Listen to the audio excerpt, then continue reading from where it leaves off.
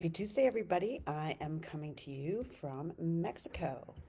And I've got a few people in my team who are still struggling to meet protein goals. So I thought I'd run through 8 ways to add protein and then a pro tip to manage that number and meet it. So I do want to say this is a really common thing to struggle to meet it. So here's some tips that I've used and I've had clients use, and it's worked for them.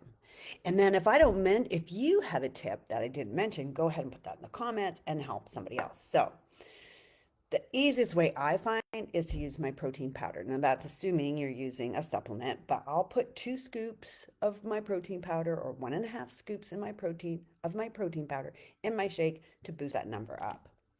And in alignment with that, if you're using BCAAs, which I highly recommend to help with recovery, it will also help with your protein numbers, and definitely log that because every scoop, well, depends on the brand, but typically a scoop of BCAAs has 5 grams of protein. So you can use it more than once a day, which I do actually.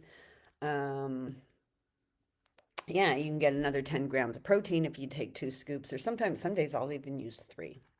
Also, collagen. As we age, our collagen depletes. I'll put it in my coffee. I'll put it in my shake. I do use a collagen supplement. So if you're using that, also log it. It counts. So some people obviously don't use supplements, which is fine.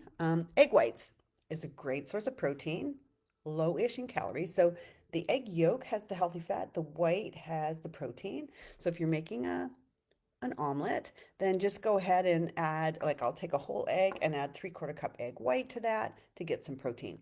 Hard boiled eggs for snack, amazing. That'll give you about 14 grams.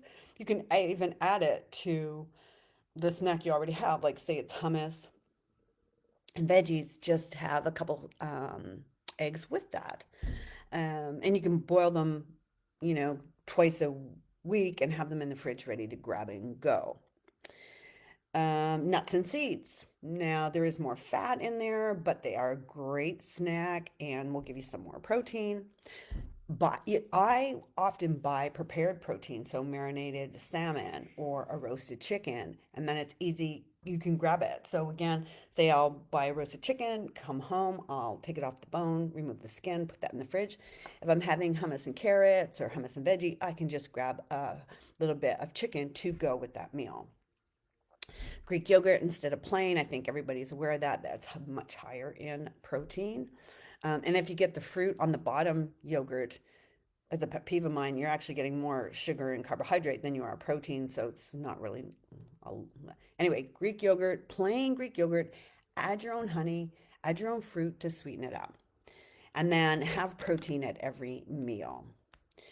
Um, Another thing you can do, which can really help you, is to log your food the night before. So on Sunday night, log what you plan to eat Monday.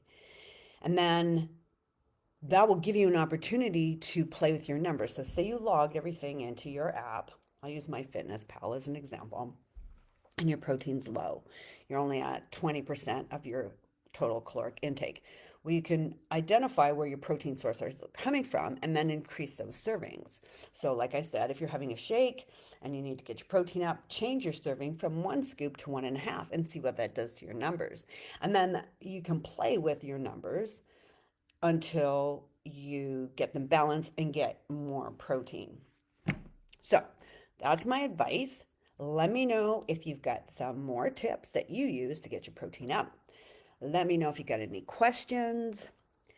And we can even go through an exercise if it will help you, where I give an example of the MyFitnessPal um, day and how I would manipulate those numbers. So if you would find that helpful, let me know, and maybe I can go through that next week. So have a great week, you guys. Coming into the last phase of the competition, getting pretty exciting. And have a good week. I'll see you next. Bye.